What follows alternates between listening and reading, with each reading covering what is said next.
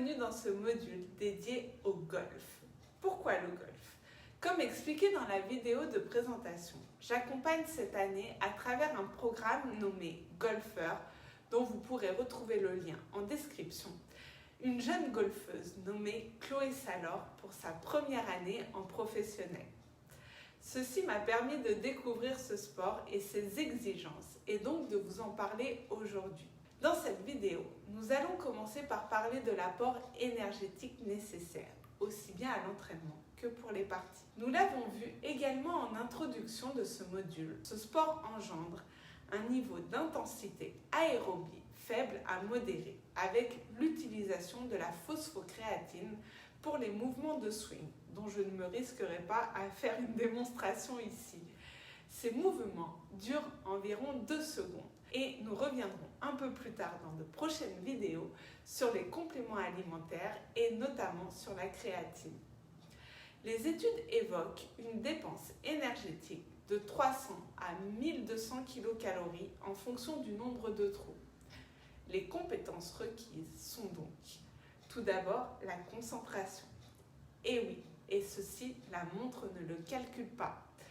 On sous-estime souvent l'importance de la nutrition pour cet aspect, mais sachez que le cerveau se nourrit uniquement de glycogène pour fonctionner. S'il en manque, alors survient la fatigue, la déconcentration et avec elle le manque de précision qui, à haut niveau, peut être fatal. Ensuite, nous avons également la force pour l'enchaînement des swings et ceci implique donc un entraînement musculaire en plus de l'entraînement technique. Il faut donc veiller à un apport en protéines suffisant pour soutenir la masse musculaire et la développer, en plus d'éviter les blessures musculaires comme les contractures par exemple. Enfin, nous avons bien sûr l'endurance. Une partie de golf dure en moyenne 3 à 4 heures, avec beaucoup de marche, le port du caddie et les swings. Les deux voies énergétiques seront donc celles des glucides et des lipides. Selon les études également, les besoins en glucides, les jours de golf ou de musculation, doivent être entre 5 à 7 grammes par kilo de poids de corps par jour. Les jours d'entraînement aérobie, les besoins en glucides seront plus élevés, 6 à 10 grammes par kilo par jour. Les besoins quotidiens totaux en glucides doivent être compris entre 30 à 45 grammes par kilo par jour. Et attention, pas moins de 30 kcal par kilo par jour pour prévenir le déficit énergétique relatif dans le sport et notamment, mesdames, chez vous. Enfin, voici en quelques mots les conseils généraux que nous pouvons vous donner et que nous détaillerons dans de futures vidéos. En amont de votre partie ou de votre entraînement, entre 1 à 4 heures avant, veillez à charger votre organisme en glucides avec 1 à 4 grammes par kilo. Comme vous avez la possibilité de manger sur le parcours, vous pouvez emmener avec vous de quoi apporter entre 30 à 60 grammes de glucides par heure pendant votre partie. Vous pouvez le faire sous forme de compote, de fruits, de pâte de fruits, de milkshake, tout ce que vous voulez en fonction des conditions météo et de ce que vous aimez et également de votre digestion. Sachez que ces glucides doivent être facilement assimilables pour vous donner de l'énergie et nourrir vos réserves de glycogène rapidement.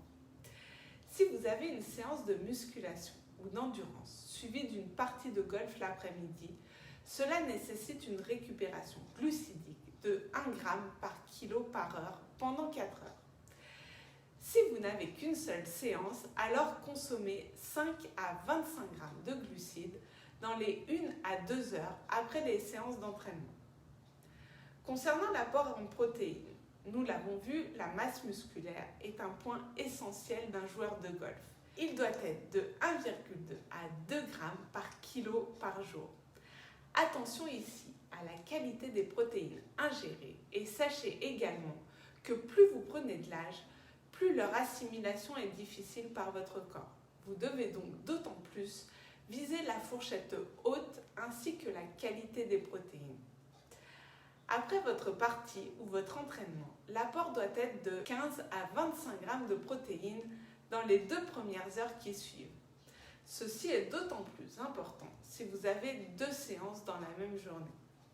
Sachez également que si la journée a été exigeante musculairement parlant, et d'autant plus si vous recommencez le lendemain, la consommation de 40 g de caséine, notamment contenue dans le fromage blanc, en veillant à le prendre sans matière grasse, juste avant de dormir, peut permettre à vos muscles de mieux récupérer pendant la nuit. Et les lipides dans tout ça, sachez qu'ils sont essentiels dans tous les cas pour la santé et le bon fonctionnement de votre organisme. Mais également, ils constituent une source d'énergie pour les efforts aérobies à basse intensité. Sans en abuser bien entendu, mais consommez une poignée d'oléagineux par jour, de l'avocat, des huiles végétales vierges pressées à froid ou encore une bonne source d'oméga 3 comme le poisson gras sont des stratégies essentielles pour durer dans ce sport.